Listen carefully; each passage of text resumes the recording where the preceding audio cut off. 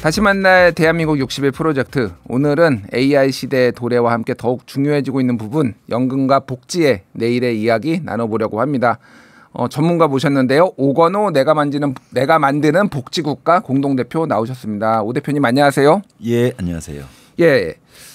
저희가 연금을 다루려고 하면서 여러 전문가분들이 떠오르기는 했는데 제가 좀 강력하게 오건호 대표님을 모셔야 되겠다 이렇게 좀 추천을 했습니다. 그래서 모시게 됐는데 뭐 워낙 또 이 바닥에서는 유명하신 분이지만은 청취자분들이 좀 잘 모르실 수가 있어서 일단 내가 만드는 복지국가 이 이제 단체인데 이게 어떤 단체인지 좀 말씀해 주시겠습니까? 예. 복지 시민 단체죠. 예. 그리고 이름에서 알 수 있듯이 우리 대한민국을 복지국가로 만들자를 목표로 하고 있고요. 2012년에 발족했습니다. 예. 이제 13살입니다. 2012년은 당시 무사급식 보편복지 그래갖고 한국에서 복지 열풍이 굉장히 뜨거웠을 때예요. 예. 그래서 정치권에서 복지 이야기를 많이 이야기하는데 시민들이 직접 참여해야 진짜 복지국가가 오지 않을까. 그래서 좀 시민들의 참여를 독려하고 또 조직하는 그런 목표로 내가 만드는 복지국가를 발족했고 뭐 지금까지 잘 활동하고 있습니다. 예, 뭐 예전에 이제 연금 전문가나 복지 전문가로서 2001년부터 또 많이 활동을 하신 것도 알고 있고 예전에 저출산고령사회위원회 민간위원으로도 잠깐 들어가셨었죠. 예. 그래서 오늘 제가 좀 여쭤볼 게 일단 굉장히 많은 것 같습니다. 일단 대한민국은 지금 어디로 가고 있는가 하나씩 여쭤볼게요. 일단 국민연금 얘기부터 좀 해보겠습니다. 최근에 이제 모수개혁, 이제 숫자에 대해서 합의를 했어요. 그래서 보험료율 내는 돈은 9%에서 13%로 인상하고 소득 대체율, 내가 이제 받았던 소득의 평생 소득의 대략 어느 정도로 이제 내가 다시 연금으로 받는가가 40에서 43%로 이제 인상이 됐습니다. 자, 일단 이거에 대해서 여러 감론을박들이 있어요. 아직 이제 구조개혁도 해야 되는데 그 뒤에 사실 이 모수개혁도 좀 다시 돌려야 된다. 이거조차 좀 문제가 있다. 이런 주장도 있고 그래서는 안 된다. 이런 주장도 있는데 일단 전문가로서 좀 어떻게 이거 지켜보셨습니까? 연금 개혁은요 한 항목만 바꾸는 게 아니에요. 이번에도 여러 항목이 있거든요. 예. 그러니까 항목만 보면 잘된 것도 있고 아쉬운 것도 있죠. 근데 종합적으로 보면 저희 단체는 긍정적으로 평가한다라고 논평도 냈고 예. 저도 그렇게 생각합니다. 그렇군요. 근데 예전에 언론 인터뷰하신 걸 보니까 소득 대체를 올리는 거는 좀 문제가 있다 이렇게 또 말씀하셨더라고요. 그리고 보험료율 같은 경우에는 한 15% 정도까지는 올려야 된다 이렇게 했는데 그게 좀 아쉬운 부분으로 좀 볼 수가 있는 건가요? 그렇죠. 지금 국민연금 개혁할 때 무엇보다도 가장 급했던 게 지속 가능성 문제였거든요. 예. 그런데 이번에 보험료율이 말씀하신 것처럼 9%에서 13%로 4%포인트 이제 인상됐는데 작은 인상 폭이 아닙니다.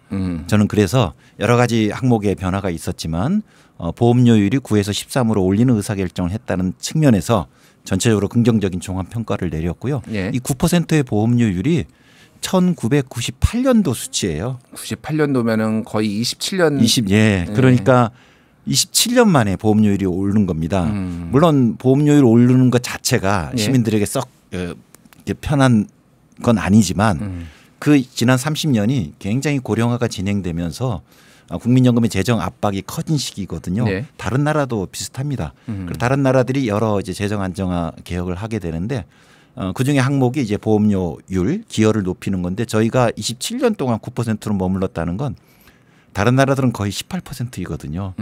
그래서 빨리 이거를 어떻게 올려야 되는데 보험료 인상은 뜨거운 감자잖아요. 예. 다들 이걸 안 만지는 거예요. 예. 근데 이번에 27년 만에 보험료 인상했다는 거 저는 긍정적이라고 봅니다. 그렇군요. 소득 대체율은 저는 개인적으로는 이제 그전에 40이었거든요. 예. 40년 가입하면 40% 소득 대체율이었는데 이거는 좀 유지하는 게 적절하지 않았을까라는 생각이었어요. 왜냐하면 물론 소득 대체를 올리면 보장성은 좋아집니다. 근데 소득 대체를 올리면 보험료율 인상이 같이 따라가 줘야 되는 수반되는 거거든요. 예. 근데 아직도 보험료율이 부족하니까 그래서 보장성은 강화하되 그거를 명목 소득 대체를 올리기보다는 다른 방식이 많이 있거든요. 가입 기간을 늘린다든지 또 다른 연금하고 같이 결합시킨다든지 그래서 명목 소득 대체율 인상은 저는 이제 유지를 바랬는데 어차피 연금 개혁이라는 게 사회적 조정 절충이거든요. 예. 그런 면에서 43% 정도는 또 용인할 수 있는 범위라고 생각합니다. 알겠습니다. 예, 이렇게 숫자가 조정됐는데 근데 오건호 대표님이 또 중요하게 말씀하신 부분이 가입 기간.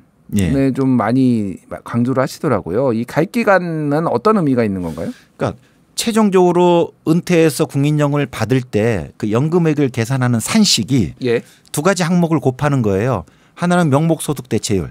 이게 40년 가입 기준으로 40%라면 예. 1년 가입하면 자기 소득의 1%만큼을 적립시켜 주는 거예요.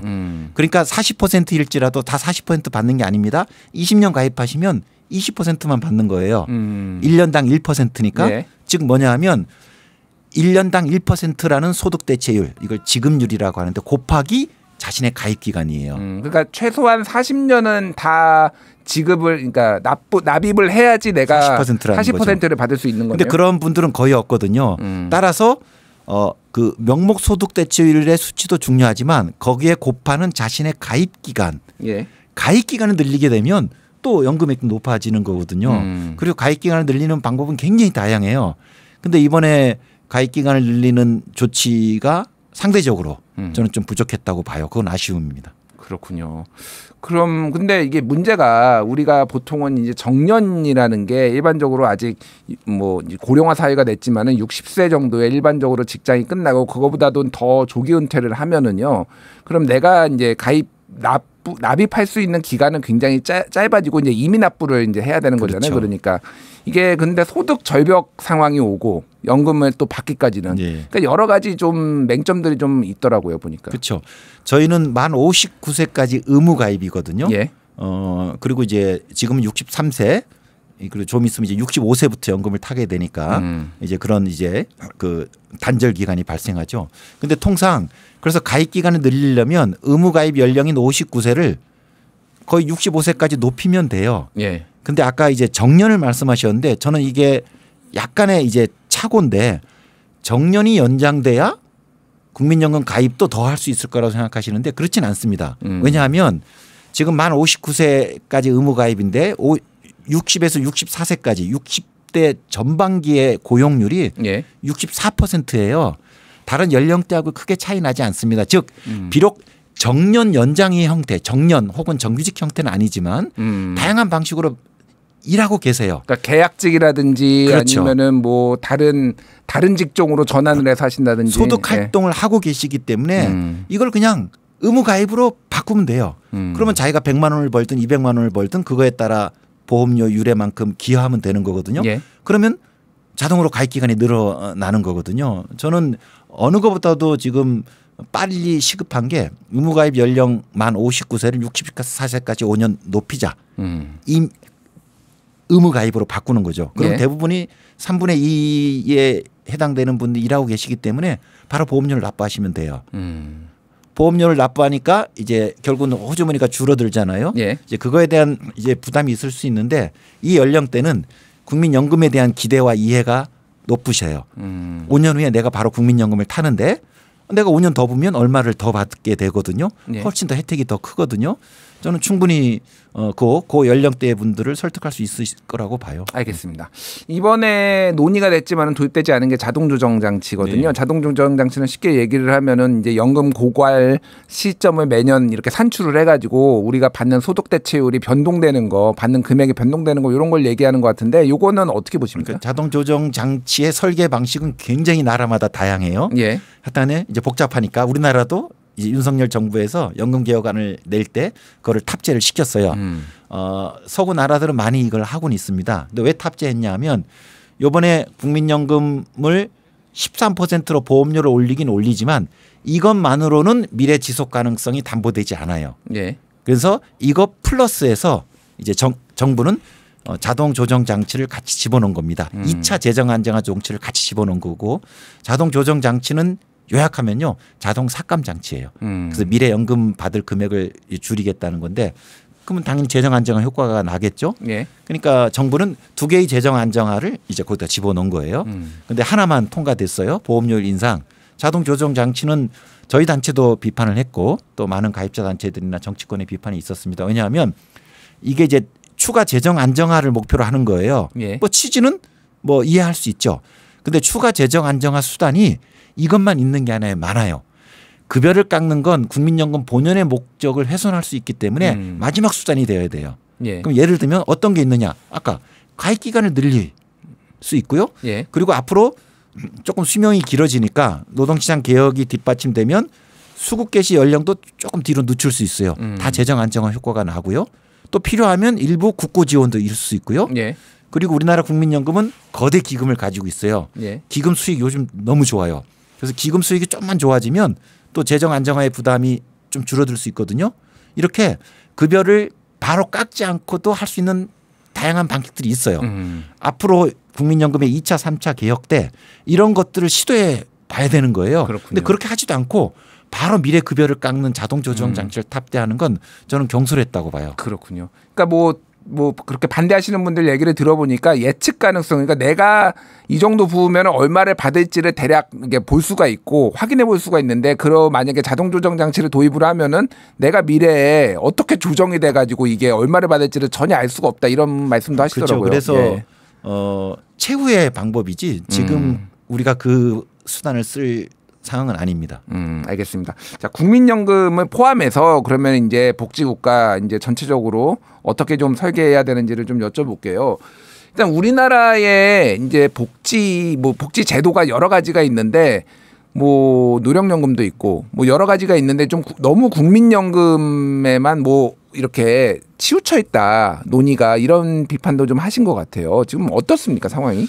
제가 개인적으로는 한 2000년 정도부터 한 20년 이상 연금을 공부하고 또 연금 개혁 논의에 참여하고 있는데, 20년 이상 흐르면서 우리나라 연금 체계에 중요한 변화가 있었거든요. 근데 이 변화를 반영하지 않고 너무 과거 방식으로 연금 논의가 이루어지고 있어요. 예. 그게 뭐냐 하면 국민연금에 한정돼서 노소득 보장을 얘기하는 거예요.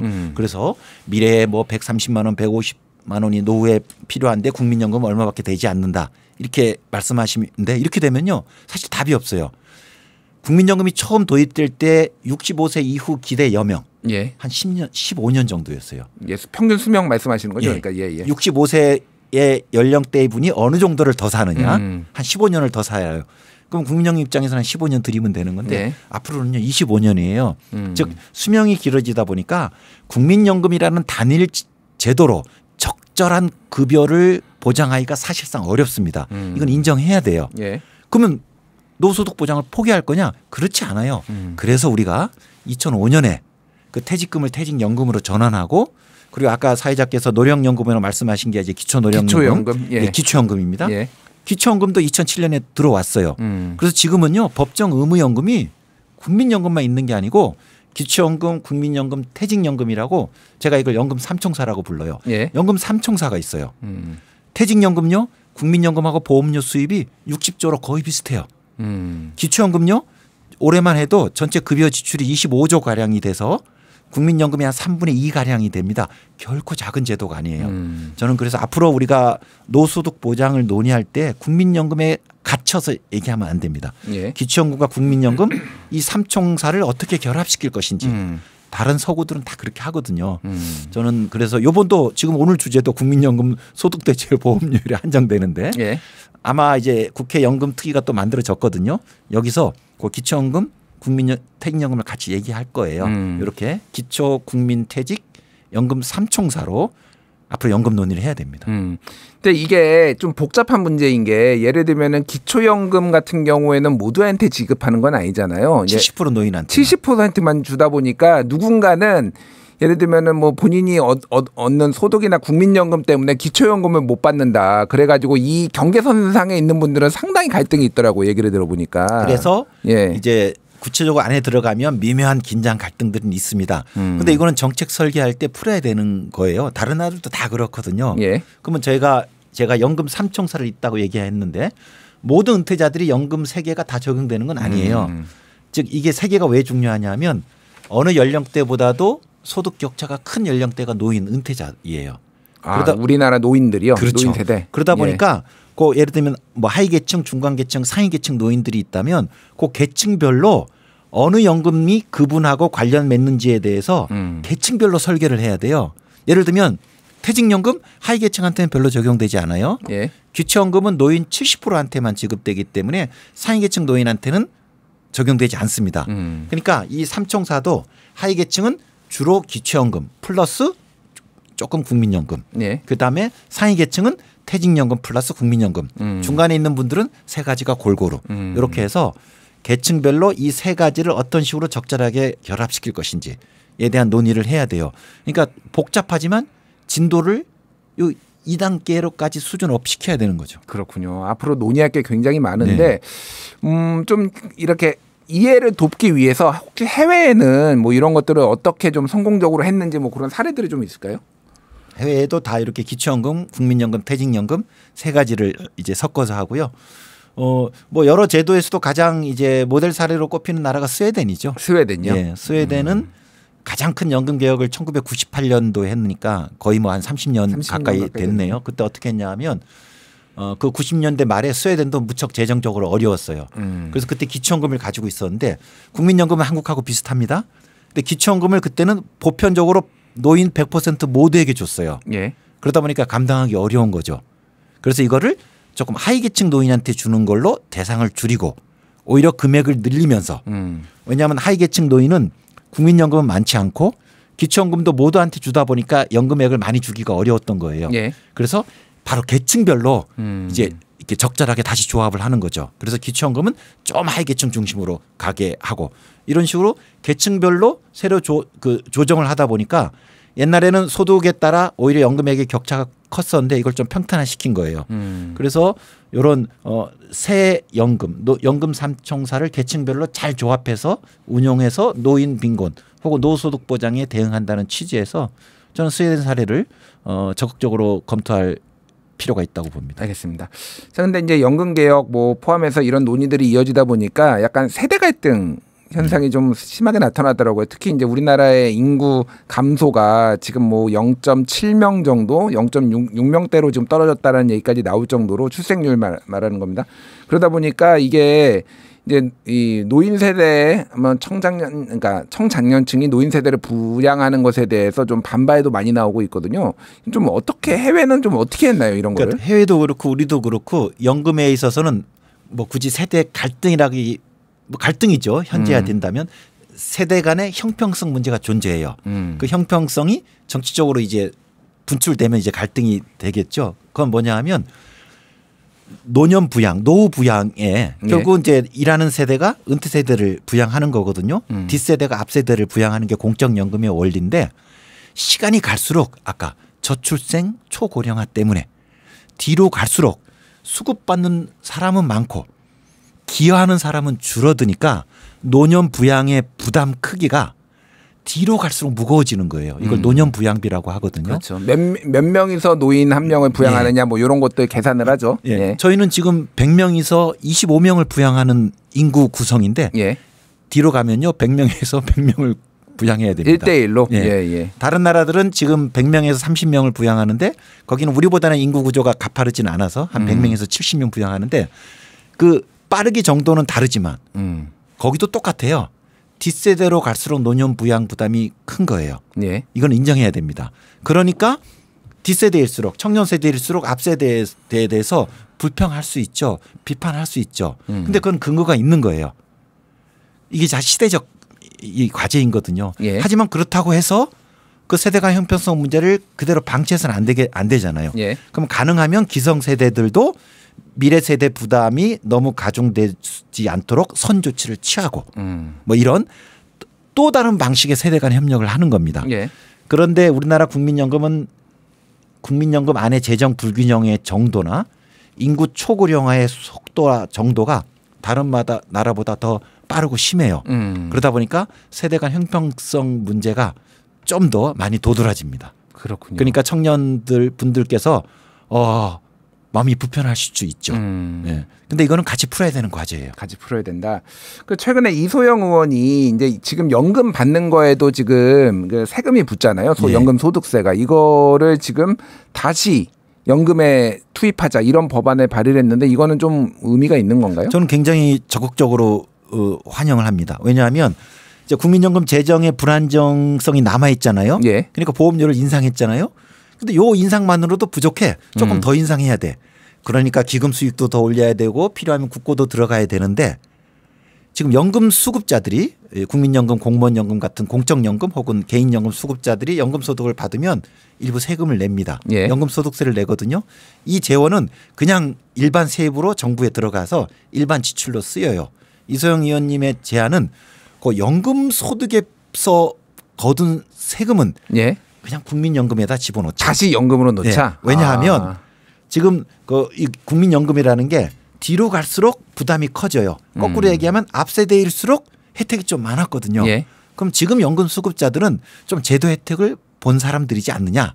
그렇다면 거기서 낸 세금은 우리 국민연금에 남아있는 청년들 미래 세대들의 부담을 좀 경감하자는 취지에서 그거는 국민연금에다 집어넣자. 저는 기성세대가 국민연금에서의 청년 미래 세대의 재정 부담을 완화하기 위해서 예. 그 연금 과세분을 국민연금에 집어넣는 것 세대 형평에 도모하는 기성세대의 상징적인 실천이 될 수 있다고 봅니다. 그렇군요. 그렇게 되면은 그런데 결국은 이건 정부가 결단할 문제고 세목이 그러면은 어쨌든 이게 이쪽으로 이전을 하면은 그만큼 정부가 걷어들이는 세금은 줄어드는 거잖아요. 기획재정부가 싫어하겠죠. 네, 기획재정부가 매우 길길이 날뛰을 수도 있을 것 같은데 또 돈은 어디서 받아오냐. 요즘 이제 대선이다 보니까 제가 좀 여쭤보고 싶은데 대선 후보들의 복지 공약 그리고 증세 문제 접근은 좀 어떻게 보십니까? 저는 이번 대선을 보면서 굉장히 심각하게 느끼고 있는데 이제 계엄에 따른 탄핵을 했어요. 그런데 예. 많은 시민들이 탄핵 자체가 최종 결론은 아니거든요. 그렇죠. 이 탄핵에서 우리가 확인된 우리의 열망, 이렇게 새로움, 사회에 대한 열망이거든요. 그래서 이제 차기 정권이 들어오면 그전과 다른 세상이 되길 바라는 거예요. 그런데 그러면 결국은 정부가 여러 일을 해야 되는데 정부는 결국 뭐냐면 재정으로 일을 하는 거거든요. 예. 근데 지금 정부 재정 상태가 최악이에요. 작년만 해도 100조 원 적자고요. 예. 그리고 그 핵심 이유가 뭐 씀씀이가 많아서가 아니에요. 수입이 줄어서예요. 예. 부자 감세 계속 하고 있잖아요. 그래서 조세 부담률이 윤석열 정부에서 푹 떨어졌어요. 한 17.7%까지 떨어졌더라고요. 문재인 정부 말기에 GDP 22, 예. OECD 평균이 GDP 25예요. 예. 그 전에 우리가 조세 부담률이 낮았어요. 10%대까지 낮았죠. 예. 꾸준히 올라가서 저도 조금만 있으면 계속 노래를 불렀거든요. 조세 부담률 OECD 평균까지는 가야 된다. 예. 가겠네. 이런 기대를 많은 사람들이 했는데 윤석열 정부에서 바로 내리막으로 떨어져 가지고 작년에 GDP 대비 17%대까지 떨어져 버렸어요. 예, 예. 그리고 100조 원의 적자. 그리고 세입이 부족한 거예요. 그럼 차기 정부가 들어오더라도요. 적극적으로 국정을 피우고 싶으면 나라 곳간에 돈이 있어야 되는데 예. 계속 적자 구조예요. 세입도 작아요. 그럼 어떻게 되겠어요? 증세해야죠. 근데 지금 가장 유력한 후보인 이재명 더불어민주당 후보 같은 경우에는 증세는 지금 검토하지 않는 걸로 지금 알려졌거든요. 그전에 기본소득도 말씀하시고 뭐 탄소세도 얘기하고 뭐 토지보유세도 국토보유세도 얘기하고 해서 제가 보기에는 어느 역대 정치인보다도 가장 증세에 적극적인 정치인으로 저는 이해하고 있었어요. 예. 근데 요새 보면 예. 뭐 증세 안 하시겠다고 하시더라고요. 근데 그러면 만약에 혹 집권을 하더라도 네. 하시고 싶은 일이 많으실 텐데 뭘로 하시죠? 저는 지금처럼 그리고 지금 뭐 상속세부터 시작해서 계속 감세를 말씀하고 계셔서 아니 지금 기존의 감세를 돌이켜도 되돌려도 부족한데 예. 이 감세 기조를 유지한 상태에서 국정을 어떻게 펴시려고 그럴까? 국채 발행? 계속 적자가 누적돼 가지고 우리도 국채도 계속 늘고 있거든요. 뭐 나라 빚이 늘어나겠죠. 그래서 예, 50%가 저는 이제 넘을 것 한 뭐 한 달 가량 남았는데 저는 남은 기간일지라도 언론에서나 또 저희 시민단체에서 증세의 필요성을 강력하게 얘기해서 좀 유력 그 후보들께서 증세 공약을 해주시기를 바랍니다. 알겠습니다. 시간이 다 됐는데 짧게 우리가 이제 추구해야 될 복지 정책 어떻게 좀 큰 플랜에 대해서 마지막 말씀해 주시죠. 크게 보면 소득 보장과 돌봄이에요. 예. 그 소득 보장은 오늘 국민연금 했습니다마는 이제 은퇴자들의 소득 보장 그리고 은퇴 이전에도 소득이 부족한 분들 많거든요. 저는 최소한 일정 소득까지는 국가가 보장하는 이게 우리가 노동시장에서 최저임금이 있듯이 예.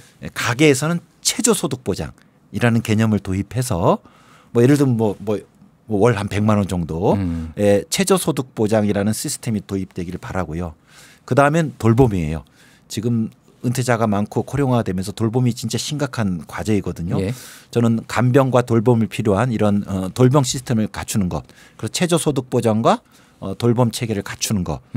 저는 차기 정부에서 꼭 이뤄야 될, 그리고 또 복지국가로 가는 길에서 꼭 우리가 구축해야 될 과제라고 생각합니다. 알겠습니다. OECD 국가들 중에서 노인 빈곤율 최고인 한국이 정말 해결해야 될 일이 점점 많아지고 차기 정부도 정말 어깨가 무거워지는 것 같습니다. 오늘 오건호 내가 만드는 복지국가 공동대표와 함께 국민연금 개혁 그리고 복지국가 비전 들어봤습니다. 대표님 나와주셔서 감사합니다. 예, 고맙습니다.